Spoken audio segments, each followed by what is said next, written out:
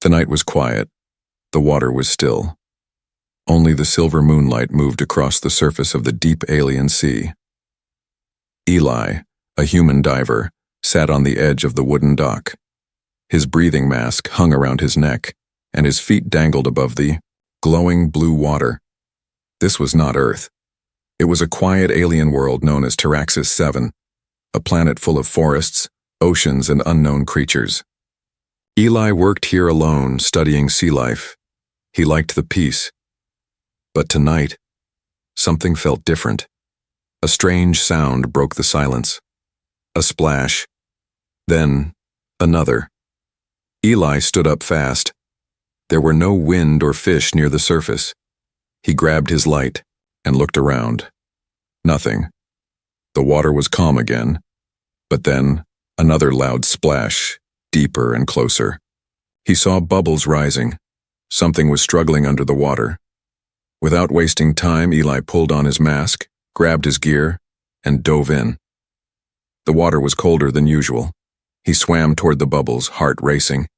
His flashlight cut through the darkness. Then he saw it. A large shape, tangled in wires or ropes, sinking slowly. It wasn't a fish, it wasn't human. It looked like a giant wolf with fins, glowing fur, and long claws. Its body was shaking. Its golden eyes were open, full of panic.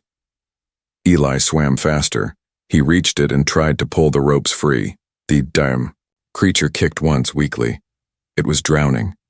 He wrapped his arm around its chest and swam hard toward the surface. It was heavy. Too heavy. But Eli didn't stop. He kicked harder. Just a little more. They broke the surface. The creature gasped, actually gasped, and made a sound like a whispering growl. Still alive. Eli dragged it toward the dock and somehow pulled it up. His arms were shaking, his breath short. The creature lay on the wooden floor, coughing up water. Eli backed up, unsure what he just saved. It was twice his size. Long tail, 4 legs, smooth fur-covered body that shimmered in the moonlight. It looked like a mix of a wolf, dragon, and deep-sea predator. But then, it opened its mouth and said in broken, quiet words, "Don't leave me." Eli froze. It spoke. This wasn't just some animal. It was intelligent. The creature tried to stand, but fell back down. It was weak, shivering, and wounded. Eli stepped forward slowly. "I won't hurt you," he said. "You're safe now." The alien wolf looked at him. "Safe," it whispered. Its voice was soft. "Female." Eli nodded.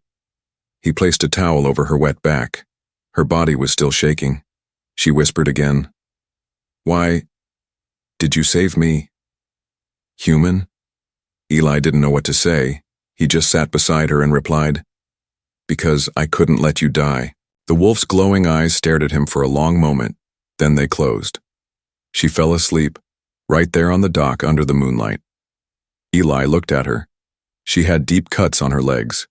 A strange glowing mark burned into her side, and ropes, thick and tight, were wrapped around her like she had been tied down and thrown in. Someone tried to kill her. But why? Who would do that to such a rare, intelligent creature? And how did she know how to speak human words? Eli didn't have answers yet, but deep down he knew. This wasn't a simple rescue. This was the beginning of something much bigger. As he carried her inside the cabin to treat her wounds, the wind outside picked up, and far in the jungle beyond, the shore, something was watching, eyes in the darkness, waiting. Morning light crept through the windows of Eli's cabin. The strange alien wolf lay curled on a mat near the fire. Her fur, now dry, shimmered like silver threads. Her long tail flicked weakly, and the glowing mark on her side still pulsed a soft, eerie red. Eli sat in the corner, watching her breathe. He hadn't slept, not after what he saw, and especially not after what he heard. She spoke, not in growls or howls, in words. Broken English. She opened her eyes slowly, not wild, not angry, just tired. "Where am I?" she whispered. "You're safe." Eli replied. You were drowning. I pulled you out. She blinked at him. You didn't run. No, he said. Should I have? She stared at him a long time, then sat up slowly. Her limbs were shaking, but her back was straight. She held herself like a warrior. My name, she said slowly, is Karen. Eli nodded.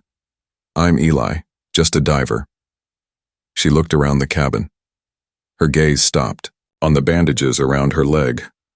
You fixed me, she said softly. I tried. She lowered her head. Thank you. Eli stepped forward. Karen, what are you? She looked at him with glowing eyes. I am not from the oceans. I was thrown into them. He frowned. Thrown? She nodded. I was taken, hurt, chained, left to drown. Her voice was flat, but her eyes glistened. I don't know why, but I remember pain and voices. Eli felt cold. He had seen the ropes, the cuts, the mark on her side. Do you know who did it? Karen was quiet. For a long moment, then she said, My own kind. Eli sat beside her, stunned. Why? She looked down. I don't remember all, but I was protecting something, or someone. She touched her glowing mark. They called me cursed. Suddenly, the cabin lights flickered. Eli checked the power. All systems were fine. Then, a thump on the roof. Karen tensed. She growled low. They're close, she said. Who? She looked toward the window. The ones who hunt me. Eli grabbed his scanner, walked to the window, looked out. Nothing. But Karen stood, wobbling, and sniffed the air. Her eyes narrowed. One of them was here, hours ago. Eli scanned the area. Faint heat signature, recent footprints, non-human. Someone had been watching the cabin. You need to leave, Karen said, stepping toward the door. You can't even walk straight, Eli replied. I have to. They'll hurt you to get to me. Eli stood in front of her. I'm not letting you go alone. Karen stared up at him. You're a strange creature, Eli. He grinned. You talk. I dive. We're even. She tried to smile, but her body swayed. Eli caught her. You need rest. No. I need to remember why I was marked, why they fear me. Eli gently helped her back to the mat. We'll figure it out together. Karen looked at him quietly, then said something that made his chest tighten. No one has ever chosen me before. As night fell again, the two sat near the fire. Outside, the forest hummed. Inside, a bond began to form between a human diver and a creature of legend. Neither of them knew it yet, but what brought them together was far from over, because Karen's memories were returning, and with them, a secret that could shake both their worlds. To be continued in Part 3, The Mark on Her Fur. The night wind whistled through the trees outside. Inside the cabin, the fire crackled softly. Karen lay quietly, her eyes half closed, but her body was tense. Eli noticed the way her claws curled and uncurled, the way her ears twitched with every sound. She was not asleep. She was remembering. Can I ask something? Eli said gently, sitting near her. She looked up, glowing eyes calm. You already do. He gave a small smile. That mark on your side. It glows, even through the bandage. Karen lowered her eyes. She said nothing at first. Then she slowly turned her body. The bandage had loosened. Eli saw the mark again, a strange spiral pattern, almost like a flower, but with sharp edges. It pulsed faintly with red-blue light. It a symbol? He asked. Karen's voice was soft. It is called the Sharatul. What does it mean? Her jaw tightened. It means outcast, cursed. It is burned into those who are never allowed to return. Eli leaned forward. But why would they mark you? Karen's body stiffened. She looked away, toward the window. Then, She began to speak. I was a guardian, she said. My kind, we were not wild beasts. We were chosen to protect young, weak, and wounded, especially during storms. Her eyes softened as she spoke. I was given charge of 3 small ones. Pups, royal-born. But something happened. She closed her eyes tight. There was fire, smoke, screams, and I failed. She opened her eyes again. But only 2 pups were found. One was missing. Eli listened carefully. Karen continued. I searched for the 3rd. I followed his scent into the sea caves. But when I returned, she touched the mark. They had already called me a traitor. You were punished? Eli asked. She nodded. No trial, no words, just this mark, then chains, then the deep. Eli clenched his fists. That's not justice. Karen's voice was heavy. My people fear shame more than death. They would rather erase a mistake than face it. There was silence between them. Only the soft hum of the wind and the flicker of firelight. Then Eli asked, Do you remember what happened to the 3rd pup? Karen paused. Then, a flicker. I remember blue eyes. And a cry. I think I held him. He was still breathing. Eli leaned closer. Then maybe you didn't fail. Her eyes widened. Maybe he's alive. At that moment, the lights in the cabin flickered. Then, a high-pitched tone buzzed through the room. Eli jumped up. That's my perimeter alarm. Kareen stood too, though her legs trembled. They found us, she whispered. Eli checked the scanner. A single figure moved through the trees outside. Big, heavy, moving slowly, like it was sniffing for something. It's not one of yours, Eli said. Too slow. Karen nodded. Then it's a hunter. Eli frowned. A hunter? Sent for you? Karen's eyes narrowed. No, sent for us. They moved fast. Eli grabbed his pack, a tool light, and his short laser cutter. Karen limped behind him, still wounded but determined. As they stepped into the night, Karen whispered, That pup. If he's alive, he's in danger. Eli nodded. Then we'll find him. Together. The forest was dark. The stars above offered little light, but the fire inside both of them burned stronger now.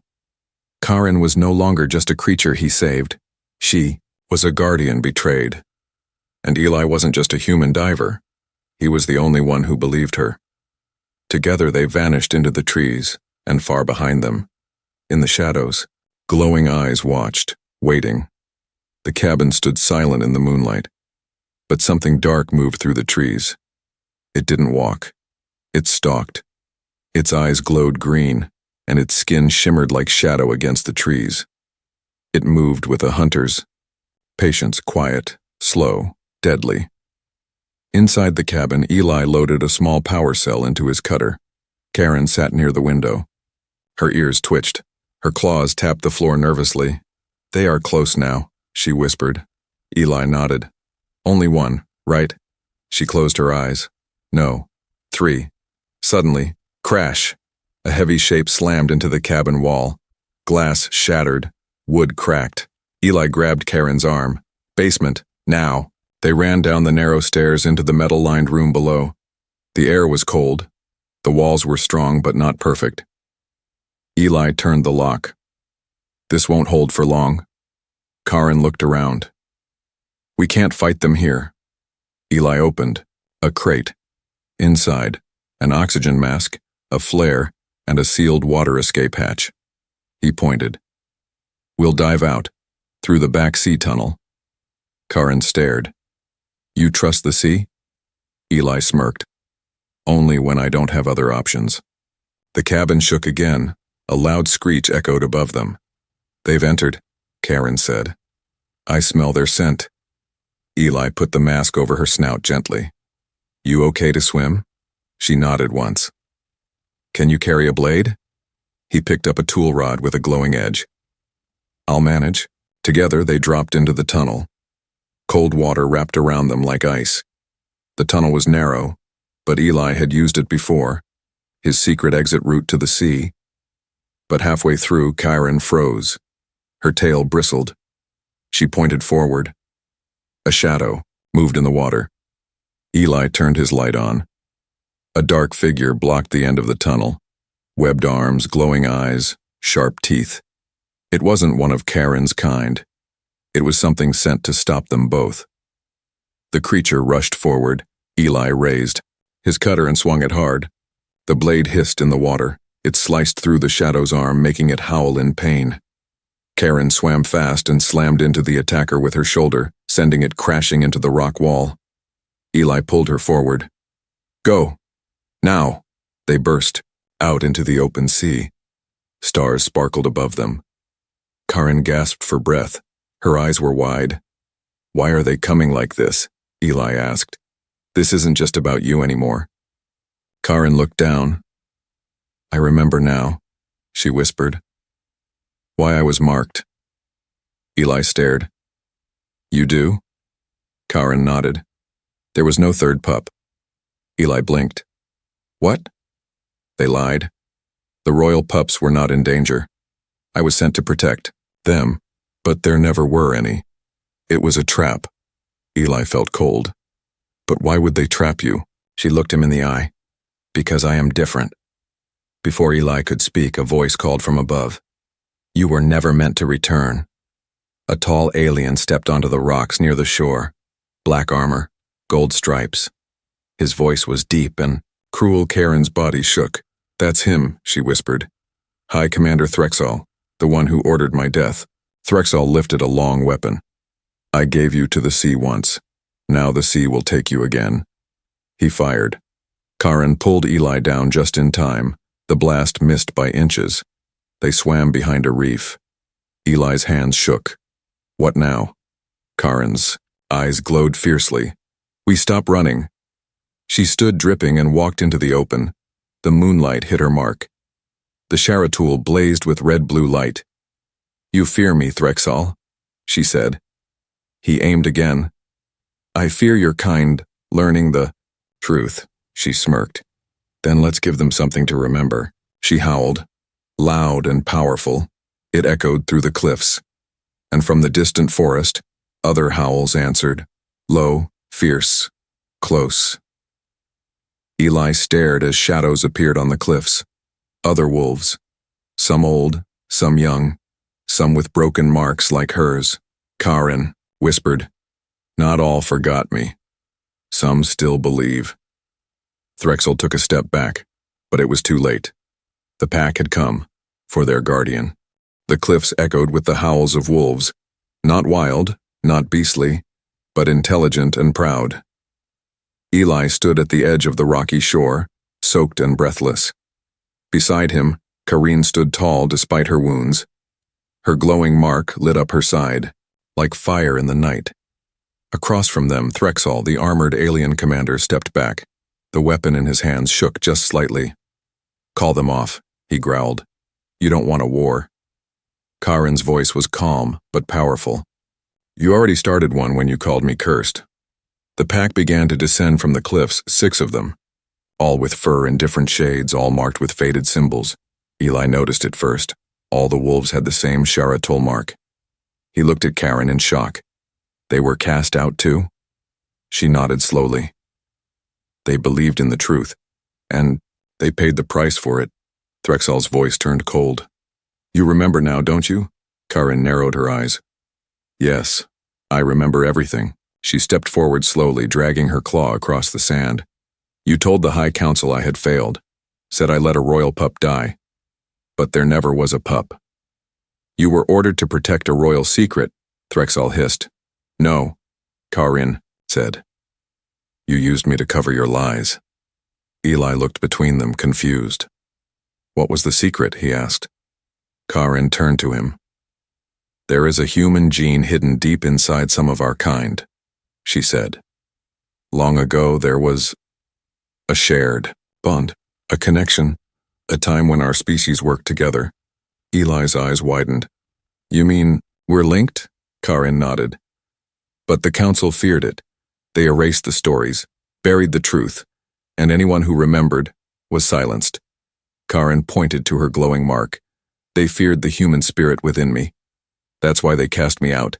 Eli felt a strange chill run through him. Why me then? He asked. Why save me? Karen looked at him with soft eyes. Because when I was drowning, I didn't call out in my own tongue. Eli blinked. What do you mean? She whispered. I cried for help in your language. The other wolves stepped forward, forming a circle around Karin and Eli. One of them, an older male with gray fur, spoke. You gave us hope when none remained, he said to Karin. You remembered what they made us forget, Threxall snarled. You're all fools. He raised his weapon again, but Eli was already moving. He threw his flare straight at Threxall's face. The light exploded, blinding him. Karin leaped, claws first, and tackled Threxall to the ground. The wolves surrounded him, snarling but didn't attack. Karin stood above him. No more lies, she said. You will return to the council and tell them the truth, Threxall spat. They won't believe me. Karin smiled coldly. Then let them fear the truth. The group moved into the forest. The wolves took Threxall prisoner, keeping his arms tied and eyes covered. Eli walked beside Karin. You remembered everything now? He asked. She nodded. Almost. He tilted his head. Almost. She looked up at the stars. There's still one memory missing. One face. Eli waited. She looked at him again. You. I've seen you before, but not on this planet. Eli's heart pounded. He had never met her before, had he? But now her voice echoed in his mind. Don't leave me. The same words she had whispered the night he pulled her from the water. Karen stepped closer. I was just a cub, lost and crying. A young human boy gave me food and warmth. Eli's breath caught. I was raised off-world for a few years. My dad worked in alien research. I fed a small creature near our lab. A tiny silver cub. His voice faded. Karin smiled. You saved me once before. Silence passed between them. But this time it wasn't empty. It was full of something powerful. Truth. Memory. Connection. Far in the trees, the glow of Karin's mark dimmed. It no longer pulsed with pain, but with something else. Pride. The forest had changed. What once felt cold and full of danger, now felt alive. The trees whispered. The wind carried low howls. Strange glowing eyes watched from the shadows, but not with anger, with respect. Eli walked beside Karin and the other outcast wolves. Behind them, Threxall was bound and silent, his armor cracked, his pride broken. But Eli wasn't thinking about him. He was thinking about where they were going. Karin led the way, her glowing mark softly lighting the dark path. Where exactly are we going? Eli finally asked. Karin didn't stop walking. To the den of the exiled. Eli raised an eyebrow. Sounds cozy. She smiled faintly. It's not. After half an hour of climbing rocky slopes and crossing deep roots, the group arrived at a cliff face. Karin tapped a stone twice, then howled softly. A low rumble echoed, then a hidden entrance slowly opened in the rock wall. Warm light spilled out. Eli stepped forward and froze. Inside was a massive underground cave, glowing, with soft bioluminescent vines. There were pools of clean water, carved stone beds and murals painted along the walls. Dozens of wolves looked up as Karin entered. Some stood, some gasped. One elderly female stepped forward with tears in her eyes. The flame has returned. Eli watched in silence as Karin bowed her head to the female. They still call you that? He whispered. Karin nodded. They never forgot me. But what does it mean? Karin looked at him. It means I carry both pain and light. I was born of the old bloodlines, touched by the human spark. Eli blinked. So, you're like a bridge between species? Karin didn't answer. Instead, she looked him in the eyes. No, Eli. We are. That night, a small fire was lit in the center of the den. The wolves gathered. Eli sat beside Karen as they ate dried meat and drank warm root broth. Across the fire, Threxall sat chained. His mouth was shut, but his eyes still burned with hatred. One young wolf looked at Eli and asked, "Is it true humans don't fear the dark?" Eli chuckled. "We do. We just bring flashlights." Laughter rippled through the den.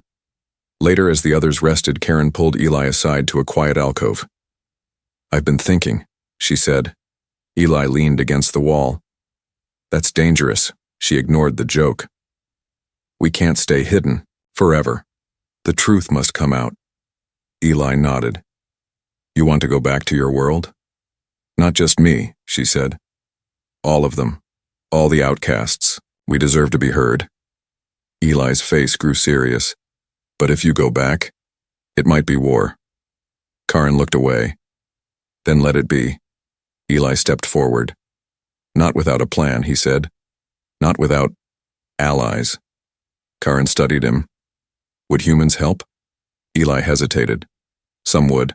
The right ones." She reached up and gently touched the side of his face. "I don't want to fight without you." Eli swallowed hard. "I'm with you, no matter what comes next." They stood in silence, the soft glow of the den reflecting in their eyes.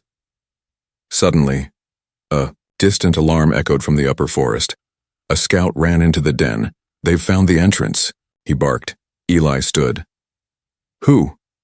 The scout answered. "Ships, with black banners." Karen's eyes darkened. "The High Council." Threxall smirked. "Told you they'd come." Karen walked over to him. "You brought them here." He shrugged. "Better to burn it all, than let the truth live." Karen turned to the others. "Prepare the tunnels, evacuate the young, we hold the front." Eli grabbed his laser cutter. Karen handed him an old silver blade. "It was my mother's," she said.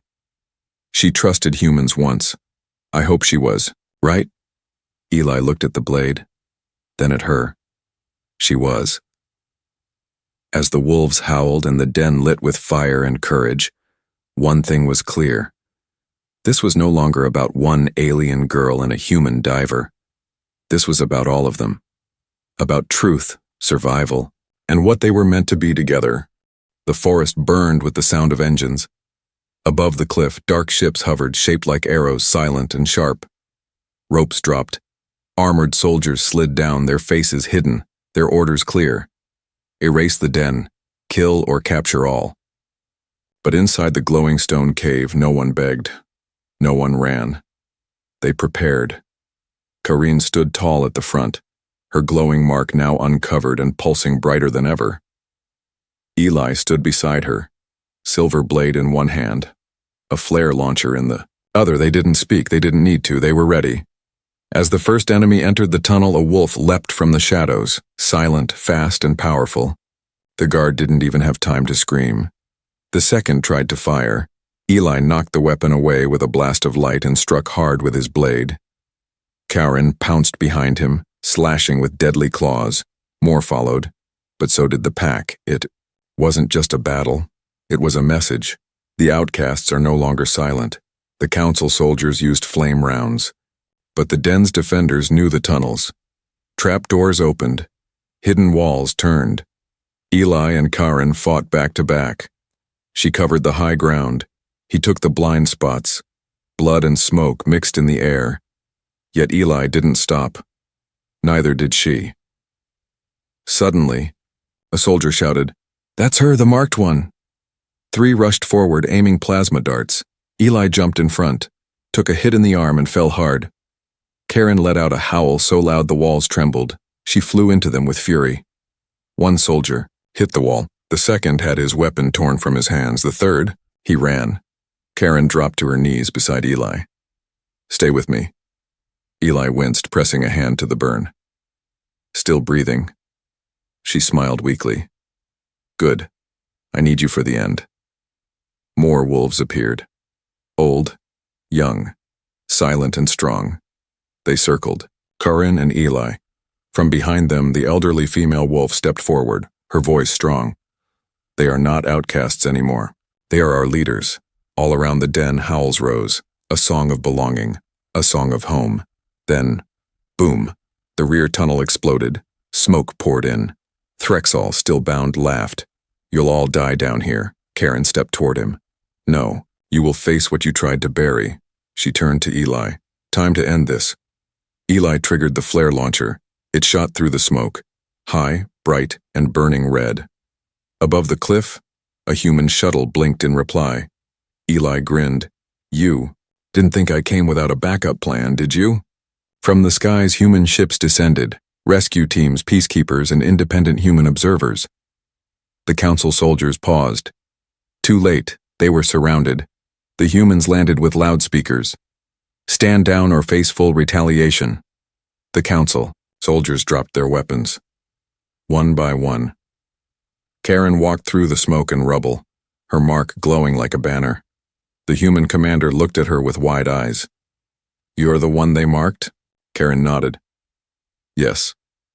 He turned to Eli. "And you brought her back?" Eli shrugged. "She never left. The world just forgot her."